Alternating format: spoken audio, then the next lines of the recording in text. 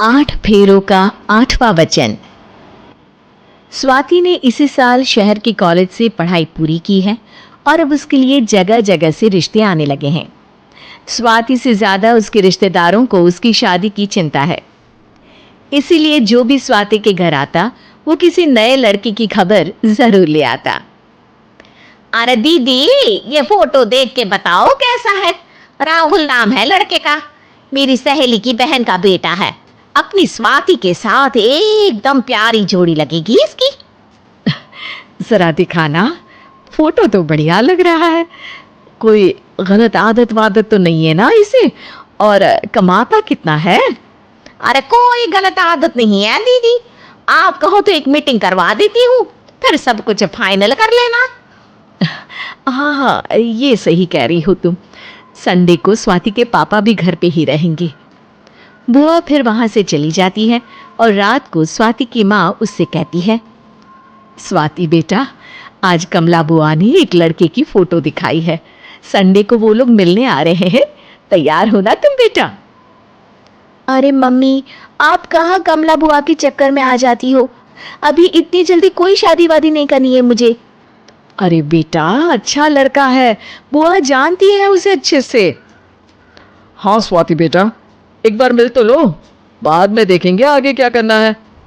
वैसे तो कमला रिश्ता लाई है तो मना करने का तो कोई सवाल ही नहीं उठता।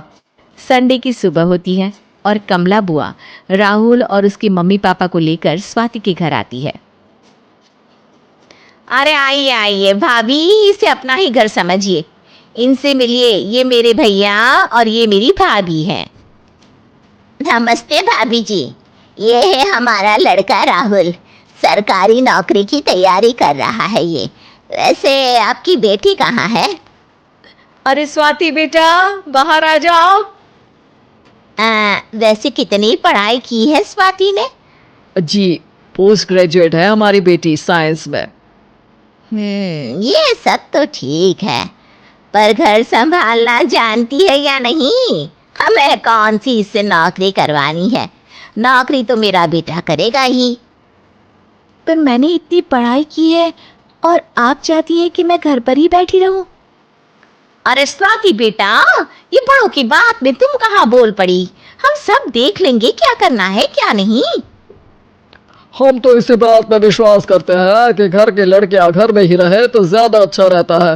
वरना भाई साहब, आप तो आजकल के हाल जानते ही हैं, कितनी घटनाएं होने लगी है औरतों के खिलाफ। स्वाति बेटा, रसोई का काम तो पूरा जानती हो ना? शादी के बाद तुम्हें ही संभालना है वो सब। अरे बहुत अच्छा खाना बनाती है ये, आप सब लोग इसकी तारीफ करते नहीं थकेंगे। लो भाई, हो गई मीटिंग, अब शादी की तारीख फाइनल कर लेते हैं, क्यों भैया? भाई, हम तो पंडित जी से चर्चा करने के बाद ही तारीख फाइनल करेंगे। सालों से हम उनकी बातें मानते हुए आ रहे हैं। लड़के वाले और कमला बुआ की बातें सुनकर स्वाति एकदम नाराज हो जाती है और उसे लगने लगता है कि शादी के बाद उसे घर पर ही बैठना पड़ेगा। लेकिन घर वालों के आगे उसकी एक नहीं चलती और उसे शादी के लिए हाँ कहना पड़ता है। शादी का दिन आ जाता है और सब मंडप में जमा होते हैं। अब फेरों का समय हो गया है, अब कन्या अपने वर से 7 वचन मांगेगी। आप किसी धार्मिक आयोजन में जाएं तो मुझे भी ले जाएंगे। आप मेरे माता पिता का भी बराबरी से सम्मान करेंगे, हमेशा मेरा साथ निभाएंगे। आपको दोनों परिवार की जिम्मेदारियां बखूबी निभानी होगी। हर ज़रूरी बात में मेरी भी राय लेंगे। आप सभी गलत आदतों से दूर रहेंगे। आप मेरे अलावा किसी और औरत से कोई गलत संबंध नहीं बांधेंगे। ये 7 वचन पूरे हुए, वर क्या तुम्हें ये सारे वचन मंजूर है? जी हाँ पंडित जी, मैं सारे वचन अच्छे तरीके से निभाऊंगा। अरे वाह वाह, बढ़िया तरीके से सब काम संपन्न हो गया। तो इसी के साथ विवाह संपन्न हुआ और आज से ये दोनों पति पत्नी हुए। 1 मिनट पंडित जी, अभी एक वचन लेना बाकी है। अब कौन सा वचन है बेटा? मैं अब हमेशा के लिए किसी दूसरे घर में जाने वाली हूँ, तो पति के अलावा मैं अपने सास ससुर से भी एक वचन लेना चाहूँगी। अब कहो बेटी। मैं ये चाहती हूँ कि मुझ पर किसी बात की कोई पाबंदी नहीं लगाई जाएगी। मुझे सब कुछ करने की आज़ादी होगी और मैं भी विश्वास दिलाती हूँ कि मैं एक अच्छी बहू बन के दिखाऊंगी। स्वाति की बात सुनकर उसके सास ससुर एकदम चौंक जाते हैं और कुछ बोल नहीं पाते कि उतने में कमला बुआ बोल पड़ती है। अरे बेटा, ये भी कोई कहने की बात है? रानी बन के रहोगी तुम तो।